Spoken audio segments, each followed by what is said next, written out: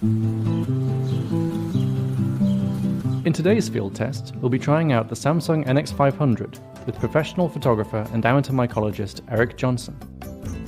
With Eric, we'll take a trip into the forests of Washington State in the search of edible mushrooms, capturing some scenes along the way. After harvesting our bounty, we'll take our mushrooms back to Seattle, where chef and food photographer Aran Goyoga will give us some tips on food styling and photography. And then we'll eat.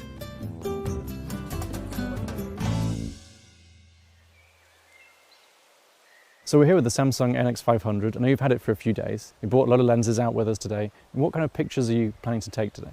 I'm looking at trying to make different types of pictures, from macro pictures of the mushrooms to us as foragers through the branches, landscape obviously, it's a beautiful place. So I'm just trying to see what the camera can do for a bunch of different locations and variations. This is a secret location, right? It's a secret location, so you've been blindfolded and now you're here. Eric Johnson is a professional photographer focused on the impact of humans on the environment. Based in Seattle, he teaches photography at the University of Washington. His most recent work, the Mushroom Camp Project, explores the world of wild mushrooms, from the secretive ways of professional foragers to high-stakes mushroom auctions in Japan. He is an avid mushroom forager who spends many weekends in the woods with his friends and family. I haven't been mushroom foraging before. I like mushrooms, but I wouldn't know how to choose one that was going to kill me versus one that was going to make a good meal. I mean, what? You should never eat anything that you can't identify positively. That's a good rule for life. And if it's moving, don't pick it. Okay. The Samsung NX500 is a mid-range interchangeable lens camera. It offers a lot of the same still and video features as its high-end cousin, the NX1, but in a smaller and considerably less expensive body. Compared to the NX1, the NX500 lacks a built-in viewfinder, and its maximum frame rate is slower at 9 frames per second compared to 15. Importantly though, the NX500 inherits the NX1's very capable autofocus system and 28 megapixel APS-C format sensor. Both cameras can shoot 4K video, but footage is cropped by 2.4 times when shooting in this mode on the NX500. Ergonomically, the NX500 is a mixture of the classic and the modern. A good range of external controls makes it a pleasure to shoot manually, while a very responsive touchscreen makes it easy to adjust settings. Are we near there yet? Nope. So we just found our first chanterelle. I'm kind of interested in this macro lens. It's got some image stabilization, which sounds pretty cool under these low light conditions. What I like to do is to simply cut it at the bottom of the stock as close as you can. That way, all of the chanterelles that are around here, they'll continue to come up, keep coming back to this spot. The chanterelle, one of the things I love about it is it's got this beautiful color which stands out. Just looks like, yeah, it's fall, it's gold. Let's pick this thing and eat it, you know? The NX500's multi-mode hybrid autofocus system uses phase detection and contrast detection, which allows the camera to focus quickly and accurately even in low light conditions. A total of 205 phase detection AF points covers 90% of the imaging area, so subjects can be tracked across a wide area of the frame. I wanted to try and make a portrait of you, if you're all right with it, sort of walking through this space here, and I'm going to use the 85mm, I think, to try and flatten out that space. This looks like the kind of mushroom I was always told you shouldn't eat. It's bright red. Yeah, this is a lobster mushroom. It gets its name because it has a sort of aroma of shellfish. So Eric, we've got this particularly photogenic looking mushroom here in front of us and a slider set up. What is it you're going to try and do in this shot? Well, we're going to test out the 4K capabilities of the camera, show what the mushroom is looking like in the environment.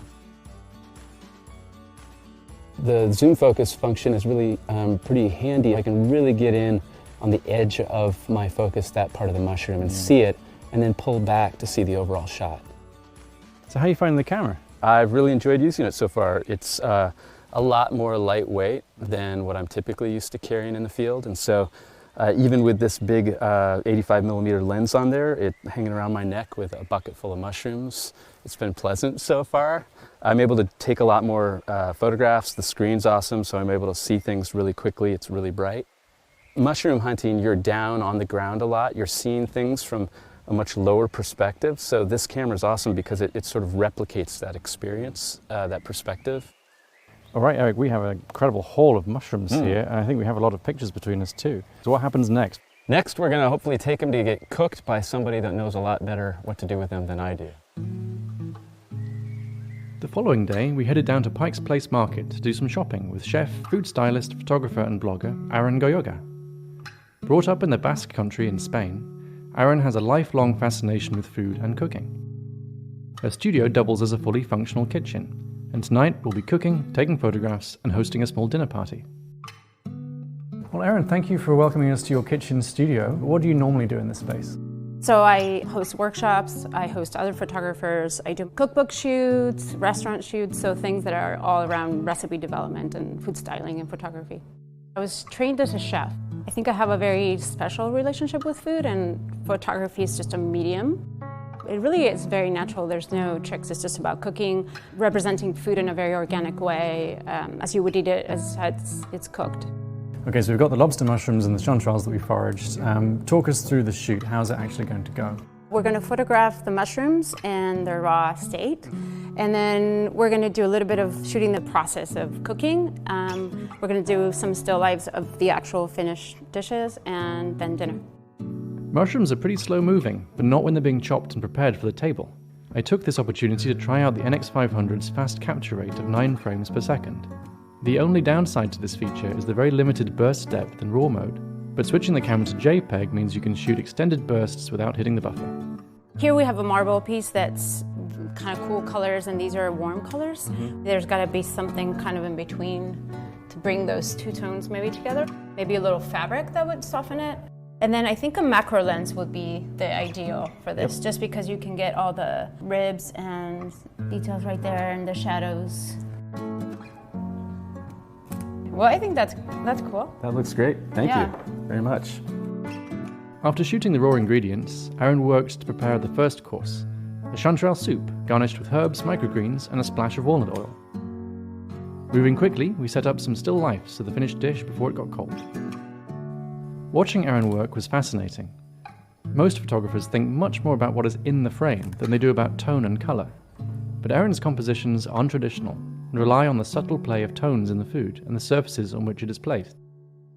Good food photography makes you want to eat, but Aaron's clean, stylish work also sells a lifestyle. If I'm composing, I always start with no props, and then I look at it and then I build. Do I need a spoon? Do I need a napkin? We've photographed the dishes. Now what comes next? We're going to set a table and we're going to eat. That sounds great. It's been a fun couple of days working with Eric and Aaron.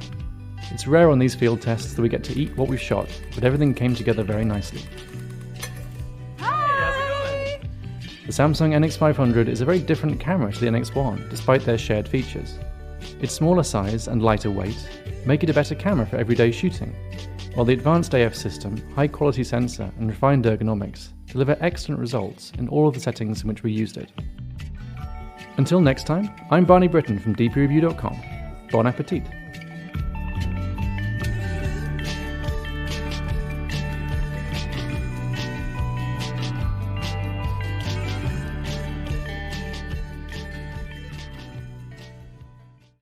Video Shopping Network, an Amazon affiliate.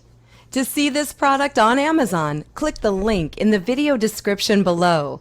You'll be able to see current pricing, product reviews, and any special deals. Desktop users should see the Amazon quick link below the video. Mobile users will need to click the little down arrow below the video first.